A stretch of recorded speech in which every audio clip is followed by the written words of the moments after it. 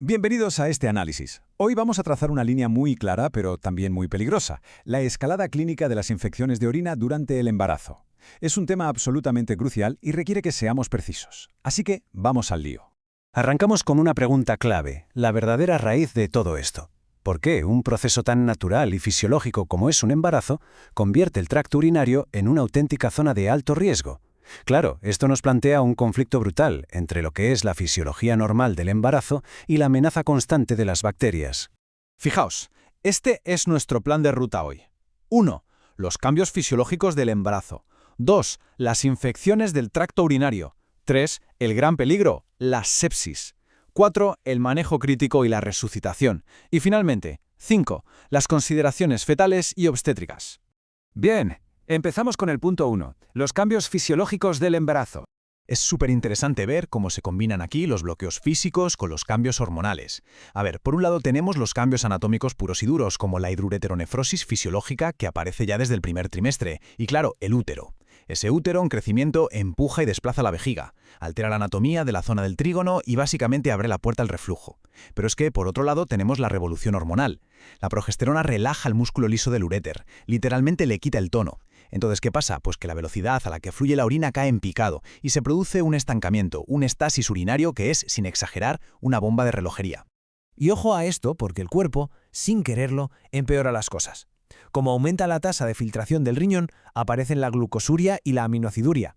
Dicho de otro modo, el cuerpo está filtrando de más y expulsando nutrientes en la orina. Y claro, para las bacterias esto es un banquete, es literalmente comida gratis.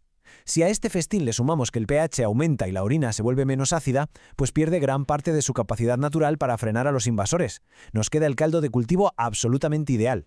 Pasamos al punto 2, las infecciones del tracto urinario. Vale, grabad este número a fuego, porque es vital. Más de 100.000. 100.000 unidades formadoras de colonias por mililitro de orina. Y esto es clave, incluso si la paciente se encuentra perfectamente y no tiene ni un solo síntoma. Este es el umbral para diagnosticar la bacteriuria asintomática. Y hay que recalcarlo porque esta amenaza, que no hace ruido, es el principal factor de riesgo para que luego se desarrollen complicaciones infecciosas gravísimas durante la gestación.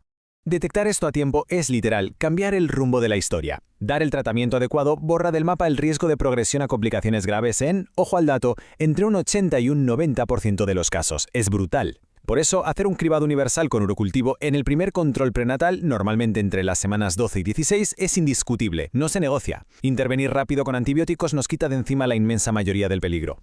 Pero, ¿y si no lo pillamos a tiempo? Pues la infección empieza a escalar. Empieza como esa bacteriuria asintomática, que vemos entre un 2 y un 10% de las embarazadas. Si no se frena, pasa a ser cistitis aguda. Aquí ya hay síntomas, hay escozor, hay urgencia, pero la cosa sigue confinada en la vejiga. Ahora, si esto sigue subiendo por el tracto urinario y llega al parénquima del riñón, ¡boom!, pielonefritis aguda. Aquí es donde saltan todas las alarmas. El riesgo se dispara al máximo y la situación clínica pasa a ser una urgencia real. En el momento en que esa infección toca el riñón, se acabó el margen de maniobra. Hay una regla de oro, absoluta e inquebrantable en obstetricia. La hospitalización en el embarazo por pielonefritis es siempre obligatoria. Cero debate. Nada de irse a casa a tomar pastillas o esperar a ver qué pasa. El altísimo riesgo de que la paciente sufra un deterioro sistémico exige que esté ingresada y bajo vigilancia continua. Y esto nos lleva al punto 3, el peligro de la sepsis. Vamos a ver el paso a paso de cómo una infección urinaria acaba en sepsis, como si fuera un efecto dominó.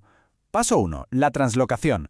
Tenemos orina estancada, mucha presión en el riñón. Esto hace que las bacterias gram-negativas crucen la barrera y se meten directas en los capilares del riñón. Paso 2. Ya están en la sangre. Ahí liberan endotoxinas a lo bestia, concretamente lipopolisacáridos, y esto enciende una cascada inflamatoria descontrolada de citoquinas. Y claro, esto nos empuja al paso 3, la disfunción orgánica. Es el ejemplo perfecto y a la vez aterrador de cómo un problema superlocalizado en un conducto se convierte en un colapso total de todo el organismo. Y las consecuencias de esta cascada son tremendas. El daño que causan estas endotoxinas en los capilares de los pulmones provoca un edema pulmonar no cardiogénico. Esta es una complicación respiratoria clásica y, ojo, golpea hasta un 10% de las pielonefritis en el embarazo. Al mismo tiempo, los vasos sanguíneos colapsan, baja el riego sanguíneo y acabamos con un fallo renal agudo.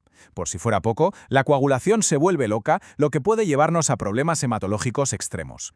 Entonces, ¿cómo nos damos cuenta de que la paciente está entrando en esta caída libre? Para eso tenemos los criterios Q-SOFA adaptados. Pensad en esto como una lista de verificación mental de emergencia cuando estáis a pie de cama. 1. Una frecuencia respiratoria de 22 o más. 2. Cualquier alteración en el nivel de consciencia, o sea, un Glasgow por debajo de 15. 3. Una presión arterial sistólica de 100 o menos. Si veis estas constantes alteradas, la alarma de sepsis tiene que sonar en vuestra cabeza inmediatamente. Pasamos a la acción. Sección 4.